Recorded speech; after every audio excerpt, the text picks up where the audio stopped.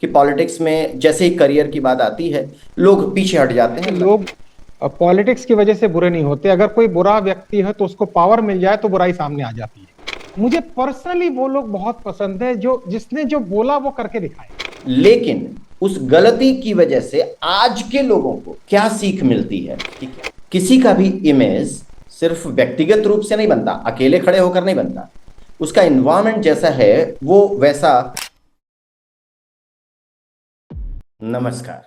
आज की तारीख में हमारे साथ बहुत सारे लोग आते हैं, लेकिन आज जो शख्सियत हम लोगों के साथ रहेंगे, आपके लिए विशेषकर हमारे प्रिय ऑडियंसेस के लिए, वो हैं ब्रांडिंग के एक्सपर्ट। भारतवर्ष में ब्रांडिंग के एक्सपर्ट्स थोड़े से कम हैं।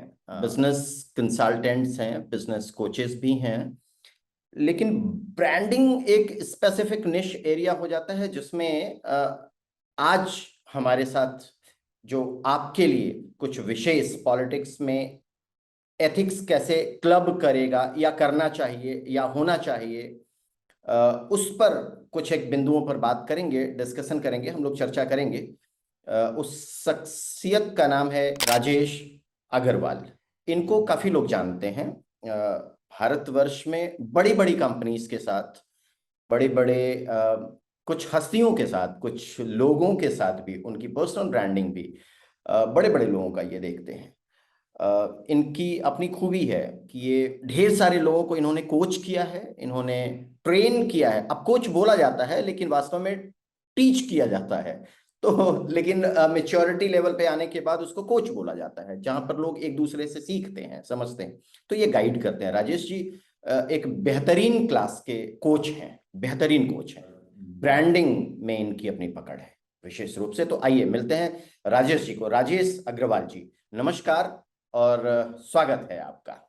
बहुत धन्यवाद। और जिस प्रकार से आपने परिचय दिया, मैं दिल की गहराइयों से आपको धन्यवाद देता हूं और बहुत बहुत ईश्वर से प्रार्थना करता हूं कि हमारी यात्रा बहुत सफल रहे। बहुत धन्यवाद आपका मिस्टर राय। नहीं नहीं राजेश जी, आप उसके काबिल हैं। ये तो चलिए, सौभाग्य है हमारा और हमारे ऑडियंसेस का कि आप जैसे लोग आते हैं और कुछ ना कुछ हम आपसे सीखने वाले हैं। आज की तारीख में जब पॉलिटिक्स की बात होती है, अगर मैं अपने घर में कहूँ अपने माता पिता से कि मुझे पॉलिटिक्स में काम करना है, तो मेरे माता पिता मुझे अच्छी दृष्टि से नहीं देखेंगे, अच्छी निगाह से नहीं देखेंगे। सामान्य स्थिति ऐसी है कि पॉलिटिक्स में जैसे ही करियर की बात आती है लोग पीछे हट जाते हैं। लगता है कि गंदी चीज है, अच्छी चीज नहीं है, उसमें नहीं जाना चाहिए, ऑनेस्टी नहीं है, गलत हो जाएगा। आपको क्या लगता है, पॉलिटिक्स अच्छा है या बुरा? मैंने बिल्कुल 15 वर्ष की आयु से पॉलिटिक्स को थोड़ा करीब से देखने का प्रयास किया है। हम्म। क्योंकि मैं कलकत्ते में रहता था और कलकत्ता आप जानते हैं पॉलिटिक्स के हिसाब से बहुत ही एक्टिव जगह मानी जाती है, और वहीं बड़ा हुआ हूँ। तो मैंने वहाँ की जो दो लीडिंग पार्टीज हैं, सीपीएम उस समय और कांग्रेस थी, उनको भी गहराई से देखा है। ज्योति बासु जी को भी मैंने बड़ा अच्छा स्टडी किया है, रिसर्च किया है। और मैं लोगों के अपने विचार होंगे, लेकिन मैं अभी तक इस पर खोज करना चाहूंगा कि 35 वर्ष तक उन्होंने कैसे राज किया, क्या उसके कारण थे। उसके बाद राजीव गांधी जी को भी मैंने ऑब्जर्व किया, क्योंकि मैं डिबेट्स में, वाद विवाद प्रतियोगिता में भाग लेता था। तो उस समय के दौर में पॉलिटिक्स का मतलब होता था कि भाई पॉलिटिक्स मतलब करप्शन, राजनीति मतलब भ्रष्टाचार। ये सिनोनिमस वर्ड उस समय हुआ करते थे। हम्म। राजनीति का मतलब है कि आप एक कहीं ना कहीं भ्रष्टाचार से लिप्त बिल्कुल। हैं, इससे बच नहीं पाए। ये एक ब्रांडिंग थी। हाँ तो हाँ। हम लोग की तो मजबूरी थी राय साहब, क्योंकि हमें क्या होता था कि भाई सुबह जिसके जुलूस में निकले तो हमें ब्रेड और अंडा मिल जाता था और केला मिल जाती थी। शाम को कांग्रेस की रैली में मिल जाती थी। तो हमारी मजबूरी थी उस समय। लेकिन लेकिन मैं उस समय भी इन विषयों पर चर्चा करता था। भारत के जो इन विषयों पर हमारी चर्चा होती थी, हमारे से भी दो तीन, हमारे से डबल एज के लोगों की हमारी चर्चा होती थी, और बड़ा आनंद आता था वार्तालाप करने में, वाद विवाद करने में बड़ा आनंद आता था। और मुझे मैंने, हालांकि मैं आपके सामने स्वीकार करूंगा, पहली बार है कि मैं पॉलिटिक्स के विषय पे आपसे चर्चा कर रहा हूँ। मैं बट समझ रहा हूँ। आपने जो प्रश्न पूछा है कि पॉलिटिक्स में जाना चाहिए नहीं, तो उस समय यही यही सोच थी, यही सिनोनिमस थी कि पॉलिटिक्स एक करप्ट फील्ड है, हम्म। भ्रष्ट लोगों का फील्ड है, लोग हम्म। आपका पैसा मार लेते हैं। आप मतलब आप सोच के चलें कि इस तरह से था। तो ये जो आपने प्रश्न पूछा उस समय की तो हालात ये थी, मगर आज के कॉन्टेक्स्ट में मेरे विचार इसमें अलग होंगे। अच्छा, मतलब आज की तारीख में आप समझते हैं कि ये अच्छाई की दिशा में जा रहा है। जी, आज के कॉन्टेक्स्ट में मेरे विचार ये होंगे कि मैं अगर कुछ करना चाहूँगा तो मैं बेहतर है मैदान में उतर के बात करूँ बशर्ते कि दर्शक बन के बात करूँ। Okay okay okay.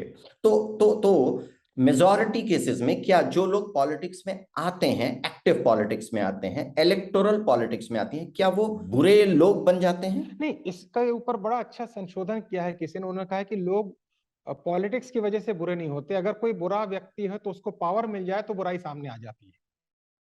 बहुत सुंदर, हाँ बिल्कुल ठीक है। हम्म, समझ और में। जो अच्छा है उसको पावर मिल जाए तो उसकी अच्छाई और बढ़ जाती है। क्या बात है, हाँ ये बढ़िया, बिल्कुल आपने ठीक बोला। तो ये बुरा और अच्छा जो पर्सपेक्टिव है ना, ये तो बस पावर मिलने की देर है, पावर के बाद जो असलियत है वो सामने आ जाती तो सामने आती है। है। तो जी, आपके अनुसार यदि देखा जाए तो पॉलिटिक्स में और एथिक्स में क्या संबंध?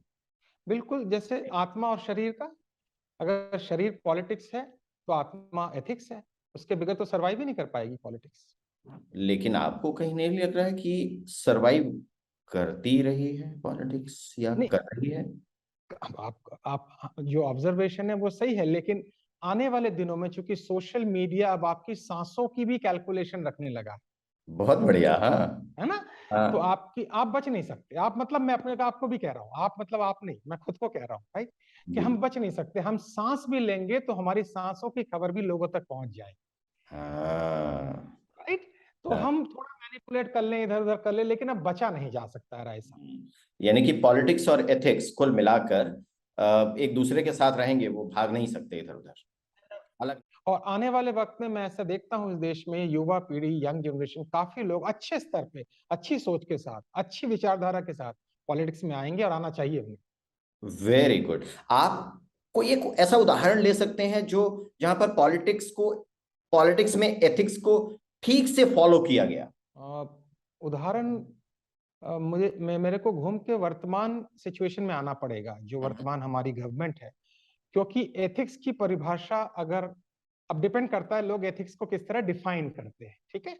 हम्म, अगर एथिक्स की परिभाषा है कि भाई, मेरी नजर में एथिक्स की परिभाषा ये थी जब से मैंने पॉलिटिक्स को करीब से देखा है, हम्म, कि भाई रोज अखबार में भ्रष्टाचार से रिलेटेड खबरें आ रही हैं, रोज अखबार में भ्रष्टाचार, तो क्या किसी दिन भारतवर्ष में ऐसा दिन आएगा कि मैं इस खबर को ना पढूं, भ्रष्टाचार से रिलेटेड खबर को ना पढूं? तो हम्म, मुझे ये मानना पड़ेगा, स्वीकार करना पड़ेगा और कहना पड़ेगा कि पिछली वर्तमान सरकार जो है उसमें ये खबर मुझे सुनने को नहीं मिलती, ये व्यक्तिगत तौर पे मुझे संतुष्टि देती है आज की तारीख में। आज की तारीख में। जी, बहुत बढ़िया, और ठीक। इसके अलावा ऐसे बहुत से नेता हैं जो लाइमलाइट में नहीं है, जो यूट्यूब पे नहीं है, फेसबुक पे नहीं है, लेकिन वो भी एथिक्स की पराकाष्ठा पे अपने अपने लेवल पे बहुत बड़ा काम कर रहे हैं। हम उन्हें नहीं जानते क्योंकि वो लो की में रह के काम करते ऐसे लोग हैं, बिल्कुल हैं, हैं, ठीक है। देश में है हमारे। बिल्कुल। कोई नकारात्मक उदाहरण, नेगेटिव एग्जांपल्स हैं जो हमारे लिए या किसी भी पॉलिटिशियन के लिए, सो कॉल, या यंगस्टर्स के लिए जो पॉलिटिक्स में आना चाहते हैं उनके लिए एक लर्निंग लेसन बन सकता है? जो भी बात मैं अपनी जुबान से निकालूं पब्लिकली और उसके खिलाफ जाता हूं, तो फिर मैं स्क्रीनिंग में आ गया, हम्म। चाहे वो चाहे वो किसी भी मुद्दे पे हो।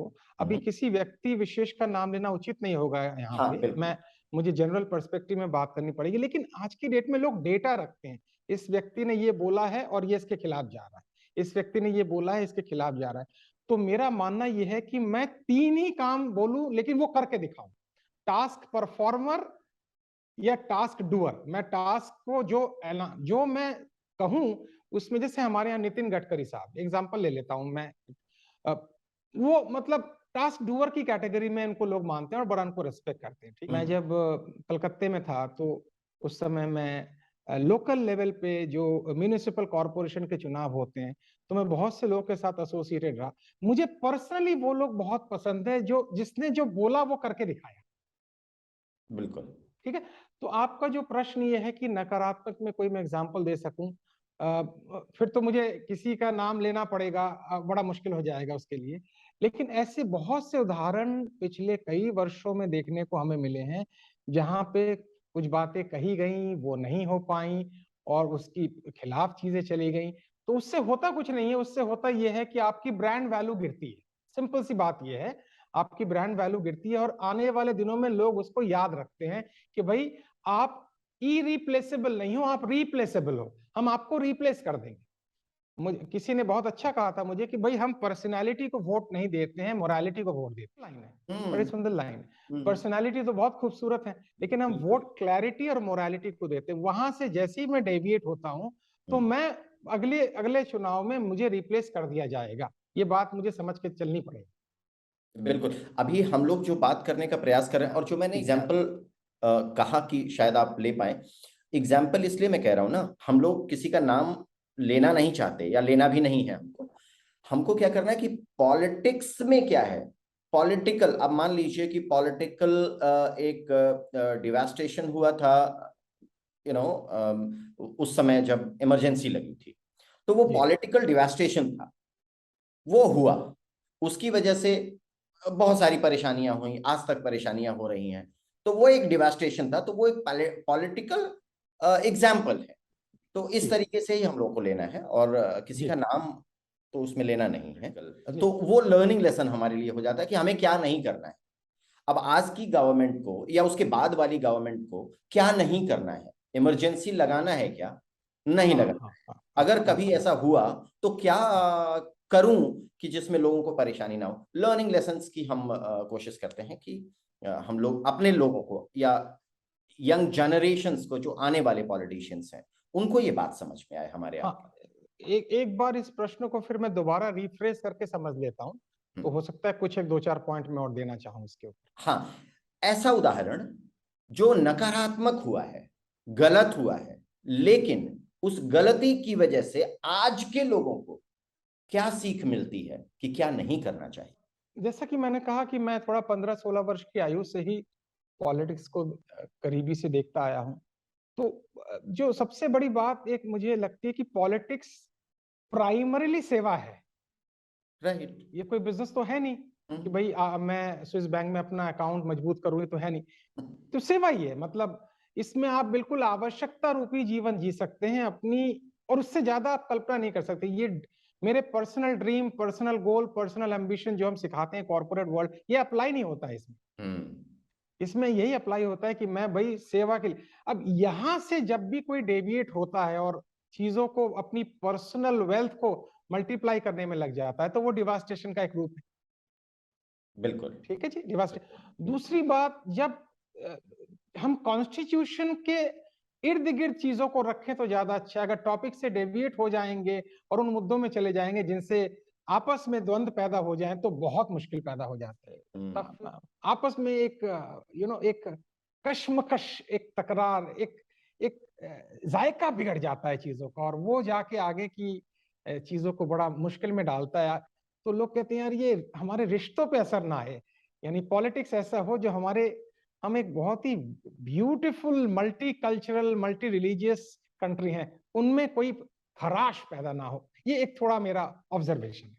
बिल्कुल ठीक है, बिल्कुल ठीक है, सही ऑब्जर्वेशन है आपका। जी जी। ओके, सो आपको इसी से मुझे एक बात अचानक मस्तिष्क में आ रही है कि क्या पॉलिटिक्स में एथिक्स लाने के लिए या पॉलिटिक्स को और बेहतर बनाने के लिए न्यू जेनरेशन पॉलिटिशियंस को किसी प्रकार के ट्रेनिंग, एजुकेशन या स्किल डेवलपमेंट की आवश्यकता है? मेरा मानना है एक सपोर्ट सिस्टम अगर हर पार्टी में हो, ओरिएंटेशन या सपोर्ट सिस्टम, जैसे हर कंपनी में एक ओरिएंटेशन सेशन होता है कि भाई कंपनी की ये कल्चरल वैल्यूज हैं, ये मिशन है, ये विजन है, ये हमारा पर्पस है, तो वो ओरिएंटेशन थोड़ा उनको मदद करता है आगे की दिशा और दशा तय करने में। तो मेरा मानना है ट्रेनिंग, एक ग्रूमिंग जरूर होनी चाहिए। स्किल की ट्रेनिंग तो ये होती है आप दिखे कैसे, बोले कैसे, बात कैसे करें, किस तहजीब से अब हम हमारे लिए देखिए पार्लियामेंट एक मंदिर की तरह है ना। हम अगर उसको पॉलिटिशियन के लिए पार्लियामेंट एक मंदिर की तरह है, एक रिलीजियस प्लेस है जहाँ पे हम अपने सारे विचार रखते हैं। मैं पर्सनली पार्लियामेंट को बहुत बचपन से ऑब्जर्व करता हूँ, जब से कैमरास प्लेस वहां हुए और लोकसभा राज्यसभा आना शुरू हुआ, तो मैं आज भी जब भी मौका मिलता है वाजपेयी जी की स्पीचेस देखता हूँ। बहुत बढ़िया। आज भी, आज भी। और उस समय का माहौल इतना बेहतरीन था कि सब लोग सुनते हैं, जो भी बोले लोग सुनते हैं, आराम से सुनते हैं। एक डिबेट खत्म हुई, दूसरी शुरू हुई, एक ने बोलना शुरू किया, यही कॉन्वर्सेशन के रूल है। मगर आज की स्थिति बिल्कुल उल्टी हो गई है। तो मैं कभी कभी कल्पना करता हूं कि क्या वो दिन वापस आएंगे कि चाहे हम कितना भी मतभेद रखें लेकिन सुने, ताकि आने वाली पीढ़ी को कुछ सीखने को मिले। ऑल राइट, सो अगर मान लीजिए आपको किसी पार्टी में ऊपर लेवल के पोस्ट पे पहुंचा दिया जाता है, मौका मिलता है, और आप अब एमएलए को चुनने वाले हैं, एमएलए कैंडिडेट को चुनने वाले हैं, चुनाव आने वाला है, किस तरह का लीडर आप सोच रहे हैं कि आप चुनेंगे एमएलए कैंडिडेट के लिए? यानी मेरे पास वो पावर है, वो अथॉरिटी है कि मैं किसी एमएलए का चुनाव करूं जिनको टिकट दिया जाएगा। हाँ, तो मेरी क्या वो मेजरमेंट होंगे जिनके बेसिस पे मैं उनको चुनूं? हाँ, ये आप करना चाह रहे हैं। जी, एक तो मैं जिस एरिया से उनको टिकट मिल रहा है वहां एक सर्वे कराना चाहूंगा, उनकी ब्रांड वैल्यू क्या है, उनकी रेप्यूटेशन क्या है, बिल्कुल, कैरेक्टर के ऊपर कोई क्रिमिनल केस तो नहीं है उनके ऊपर, कोई करप्शन का कोई मामला तो नहीं है, बिल्कुल, लोगों के क्या राय हैं, क्या व्यू है। मैं अपने व्यक्ति, हम एक डेमोक्रेटिक कंट्री है, तो उसी प्रोसेस से मुझे जाना पड़ेगा, राइट।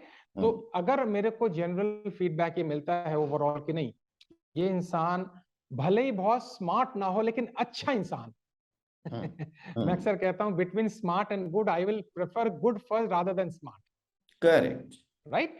तो ये इंसान एक अच्छा इंसान है, और ये इंसान जिस पर्सपेक्टिव के साथ ये जिम्मेदारी दी जा रही है उसको एग्जीक्यूट करने में कामयाब होगा, तो मैं उसके बारे में विचार करना चाहूंगा। इसमें एक लाइन में बस ऐड कर दूं, अब हो सकता है इसका दूसरा रूप ये हो कि भाई वो एक पावरफुल व्यक्ति हो, उसके पावर के दबदबे से लोग उसको मानते हो, तो मैं उसमें थोड़ा हाथ खींच लूंगा। एक अच्छा इंसान, तो मनमोहन सिंह जी एक अच्छे इंसान थे। मेरी व्यक्तिगत ऑब्जर्वेशन ये है, he is one of the most finest gentleman. Yes, he is, but अच्छा होना और अच्छा लीडर होना दोनों एक ही बात है क्या? हाँ, अब यहाँ पे लीडरशिप स्किल्स आ जाती है, और यही तो ग्रूमिंग वाली बात आ जाती है ना। हाँ, हाँ, हाँ, अब यहाँ पे मैंने उसको अच्छाई पे सिलेक्शन कर लिया, लेकिन वो डिसीजन अगर ना ले पाए, उनके हाथ बांध दूं। हाँ, अब मान लीजिए बॉक्सर है, उसका मैं एक हाथ ही बांध दूं और दूसरे हाथ से मैं कहूं भाई फाइटिंग करो, तो कैसे लड़ाई करेगा? मुश्किल है। तो यहाँ पे फिर वो डिसीजन डिसाइडिंग अथॉरिटी वाली बात आ जाती है। हाँ, वहाँ गलत हो जाएगा। हाँ, मामला थोड़ा सा वहां वहां में गड़बड़ हो जाएगा। तो हम्म, ये सारे जो अंक गणित है, इनको सेट करके ही चीजों को देखा जाता है। लेकिन कोर वैल्यू तो अच्छाई पर ही स्टार्ट होगी, उसमें कॉम्प्रोमाइज नहीं हो सकता वो बेसिक है। है, वो बेसिक है, जिससे हमारा आज का विषय है जो, वो बेसिक है। बिल्कुल, उसके बिना तो कुछ नहीं हो सकता। करेक्ट। तो ये तो एक एमएलए की बात थी। अगर आपको अथॉरिटी बना दिया जाए और किसी बड़े राजनीतिक पार्टी का बॉस बना दिया जाए, चीफ, तो आप पूरे पूरे पॉलिटिक्स में आपको मौका मिले, अगर पॉलिटिक्स में बदलाव करने का भारतवर्ष के, तो आप क्या क्या बदलाव करेंगे? इस दृष्टिकोण से कभी कभी सोचा नहीं, क्योंकि मैं एज अ कंसल्टेंट तो अपना रोल प्ले करना चाहूंगा जहां पे जिसको, अगर किसी को लगे कि मेरी जरूरत है। लेकिन अगर आप मुझे परसुएट कर ही रहे हैं और मुझे सोचने के लिए बाध्य कर ही रहे हैं, तो अगर मैं मुझे एक बार फिर वर्तमान स्थिति में आना पड़ेगा, वर्तमान गवर्नमेंट को सामने रखना पड़ेगा। जो काम चल रहे हैं उसमें ही और इम्प्रोवाइजेशन की तरफ मैं जाना चाहूंगा। एक छोटा सा जो मैं चीजों को महसूस करता हूं, जिसमें मैं थोड़ा उसको बेटर बनाना चाहूंगा, कि आजकल ये 6 to 9 PM जो डिबेट्स होती हैं टीवी पे, और जो परेशान करती हैं, रिश्तों को खराब कर रही हैं और बड़ी स्ट्रेसफुल हो जा रही हैं, मैंने तो टीवी देखना बंद कर दिया, इसमें मैं बड़ी विनम्रता के साथ बदलाव लाना चाहूंगा। बड़ी विनम्रता के साथ, क्योंकि मैं जिस देश में रहता हूँ वहां पे बहुत खूबसूरत देश है मेरा, बहुत खूबसूरत देश है। तो हम जैसे मैं अक्सर कहता हूँ, ऑर्गेनाइजेशन ऑर्गन सबसे आता है, सारे बॉडी के ऑर्गन जब मिलके काम करते हैं तब ऑर्गेनाइजेशन बनती है। तो ये एक एरिया राय साहब मुझे परेशान करता है। कभी मुझे मौका मिला इस विषय पे किसी हाईएस्ट अथॉरिटी से बात करने का, तो मैं as a civilian, as an आम आदमी, एज अ नागरिक, इस देश का नागरिक होने के नाते मैं इस कंसर्न को रखना चाहूँ। नहीं, बढ़िया है आपका पॉइंट, बढ़िया है एक्चुअली। सिर्फ ये हो जाए तो बहुत सारी समस्याएं सामान्य रूप से सुलझ जाए। राइट। ठीक है। आपका कोई ऐसा पॉलिटिकल पॉलिटिक्स की वजह से, राजनीति की वजह से आपका कोई ऐसा पर्सनल एक्सपीरियंस है जो आपको चुभता हो, कभी आपको परेशान करता हो, आपको लगता आपको हो बड़ी कि मुझे याद है विक्टर बैनर्जी एक बहुत बहुत ही उम्दा कलाकार हुए विक्टर बैनर्जी, हाँ। और उनको टिकट मिला था कांग्रेस से या सीपीएम से, कलकत्ता से मेरे ख्याल से, हम्म। और वो हमारे इलाके में आए थे वोट मांगने। हम्म। तो उन्होंने मजाक मजाक में कहा, मैं तब 18-19 साल का, मेरे वोट देने की राइट्स थी तब, शायद राजीव गांधी जी ने 19 साल की उम्र में वोट देने के राइट्स को लीगलाइज किया था। तो हम्म। उन्होंने कहा था तुम मुझे वोट दो तो मैं तुम्हारे सारे सपनों को पूरा कर दूंगा, ठीक है। ओके। तो मैं मजाक मजाक में उनके दफ्तर में अपने सपनों की लिस्ट लेके चला गया कि ये मेरे सपने हैं, इस पर थोड़ा विचार किया जाए।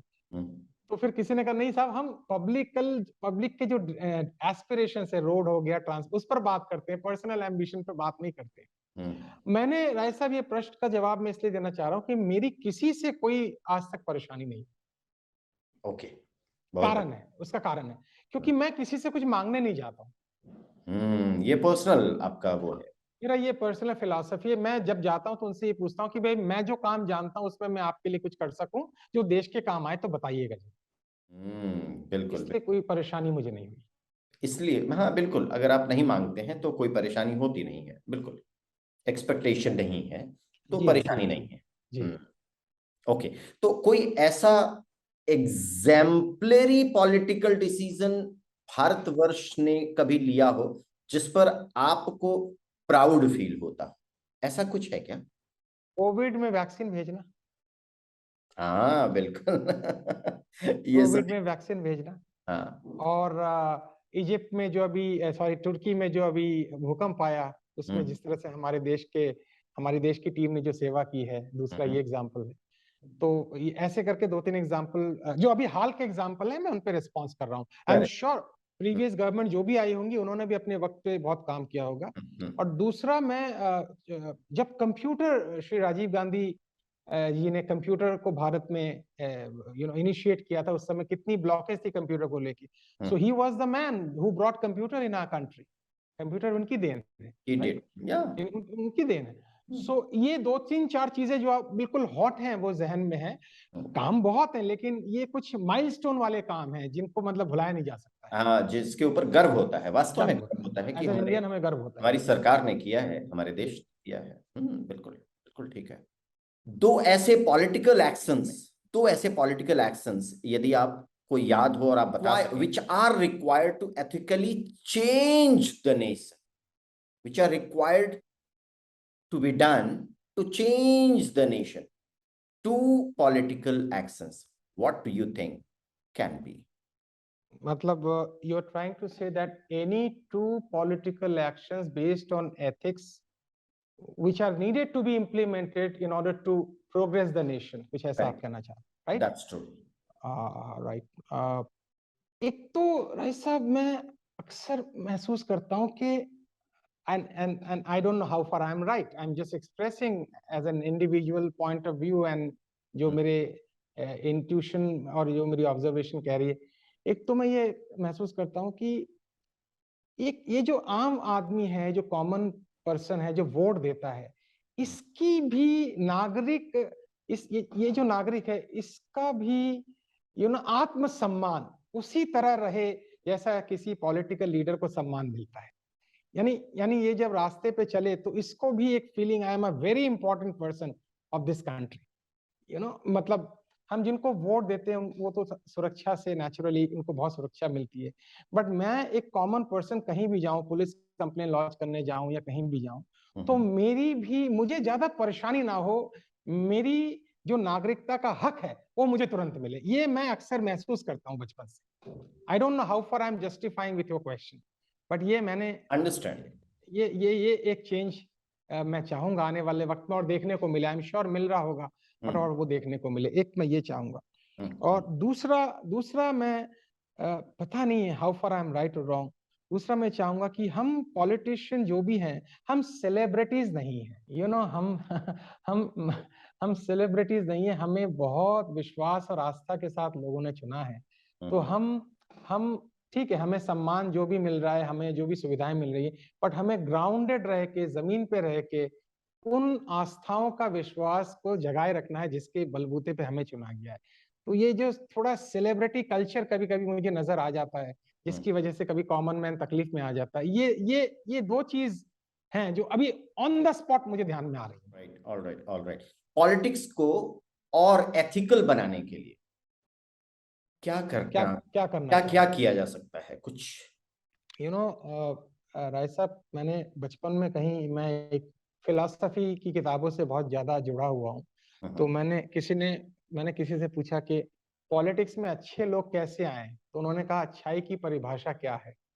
ओके, तो मैंने कहा अच्छा, है तो बड़ा अच्छा प्रश्न है, आपने अच्छाई की भी परिभाषा बतानी पड़ेगी। सो उन्होंने कहा देखो राजेश, ऐसा है कि हम ये तो पता लगा सकते हैं कि ये पॉलिटिशियन उस पॉलिटिशियन से कम बुरा है। ठीक है, ठीक है। ठीक है, लेकिन अच्छा कितना है इस पर बात करना बहुत मुश्किल हो जाएगा। बहुत मुश्किल, बिल्कुल ठीक है। तो हमारे पास जो चॉइस है ना, वो है कि भाई ये व्यक्ति उस व्यक्ति से कम बुरा है, तो उस चॉइस के बेसिस पे हम इनका चुनाव करें। तो पॉलिटिक्स में एथिक्स को लाने के लिए, क्योंकि जब हम पॉलिटिक्स में नहीं होते तब हमारे भाषण लेक्चर कुछ अलग होते हैं, लेकिन जब हम एंटर कर जाते हैं और जब प्रैक्टिकली सिचुएशन को देखते हैं, तब फिर बहुत सी जगह कॉम्प्रोमाइज करना पड़ता है, बहुत सी जगह जो वादे हम करते हैं उनमें कॉम्प्रोमाइज करना पड़ता है। फिर जनता कहती है यार हमने तो कस्में खाई थी कि हम ये नहीं करेंगे, फिर ये कस्में हमने तोड़ दी यहाँ पे। फिर वो बड़ा एक प्रश्न चिन्ह खड़ा हो जाता है कि भाई ये क्यों ऐसा होता है। मुझे पता नहीं है ये ठीक है या गलत है, मैंने, लेकिन अगर मुझे ऐसा अपने स्टैंड से बार बार बदलने के लिए मैं मजबूर हो जाऊं, तो मुझे वाजपेयी जी का वो लेक्चर याद आता है, भाषण जो उन्होंने पार्लियामेंट में दिया था जब उनकी सरकार गिरने वाली थी, लास्ट डे था, कि मैं ऐसी ऐसी सत्ता को चिमटे से भी छूना पसंद नहीं करूंगा जिसमें मुझे अपने आप को बेचना पड़े, अपना आत्मसम्मान बेचना पड़े। मैं उसको फॉलो करना चाहूंगा। बिल्कुल। अभी अचानक आपके बात से मुझे एक एक बिंदु आया मेरे मस्तिष्क में। मान लीजिए 25 वर्ष का लड़का या लड़की इलेक्शन लड़ना चाहती है 5 वर्षों के बाद, या चाहता है, और आप उसको गाइड कर रहे हैं 5 वर्षों के लिए, क्या आप उसे मोर एथिकली फिट बना सकते हैं? हाँ, हाँ, बिल्कुल, बिल्कुल। मैं बता तो सकता हूँ उनको क्या क्या करना है, वो करें या ना करें वो उनकी इंडिविजुअल डिसीजन। मेरा काम होगा गाइड करना, मेरा काम होगा बताना, लेकिन वो लागू कितना करें वो मेरे हाथ में नहीं होगा, बिकॉज मेरा रोल एज अ कंसल्टेंट उनका होगा। बट अगर मुझे मौका मिलेगा तो मैं उनको यही कहना चाहूंगा कि आप आपकी छवि ही सब कुछ है। अगर उस पर एक भी डेंट किसी भी रूप में आ जाता है तो फिर वो हटने वाला नहीं है। ठीक है, तो अगर 25 साल का कोई व्यक्ति आने वाले 5 साल में पॉलिटिक्स में कुछ करना चाह रहा है, देश के लिए कुछ करना चाह रहा है, तो 3 4 5 बिंदु जो भी उस मेरे दिमाग में है, जो मैं जानता हूं, जितना मैंने सब जानता हूं, उसके बेसिस पे, चाहे वो उनके स्पीच का हो, चाहे वो उनके वर्क एथिक्स का हो, चाहे उनके काम करने का तरीके का हो, मैं जरूर बताना चाहूंगा कि भाई इन चीजों को आप ध्यान रखना, इन पर आपने कॉम्प्रोमाइज कर लिया तो फिर आपको रिप्लेस कर दिया जाएगा। मतलब मैं बार बार वही वर्ड ला रहा हूं, हम हमेशा रिप्लेसेबल हैं। अगर हमने लोगों की उम्मीदों पर हम खरे नहीं उतरे तो हम हमेशा रिप्लेसेबल हैं। मुझे 2 शब्द याद आ रहे हैं। एक, पहला जो आपने बताया, इमेज, पहला इमेज है। दूसरा एक शब्द है इन्वायरमेंट। किसी का भी इमेज इन्वायरमेंट से भी बनता है, सिर्फ व्यक्तिगत रूप से नहीं बनता, अकेले खड़े होकर नहीं बनता, उसका इन्वायरमेंट जैसा है वो वैसा भी बनता है। एक हमारे मेंटर्स ने बताया है कि मतलब आपके दोस्त, आपका इन्वायरमेंट में आप 5 लोग जैसे होते हैं, आप भी वैसे ही बन जाते हैं। मतलब आपके आसपास हर दिन 5 लोगों से आप बात कर रहे हैं, वो 5 लोग जैसे हैं, आप भी उसी तरह के।